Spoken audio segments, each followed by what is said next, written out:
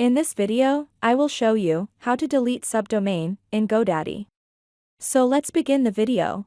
Once you log into GoDaddy account, you need to click My Products and enter Products page. And here, scroll down to Domain section. Next, click the Domain section and select the DNS option corresponding to the domain, which the subdomain is associated.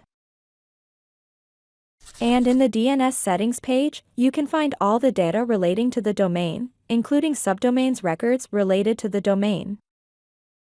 Here, you can see, I have store as the subdomain record. To delete the subdomain, need to click the delete icon corresponding to the subdomain, and again continue clicking the delete record button. And done. You can see here, in the DNS page, the subdomain has been deleted successfully.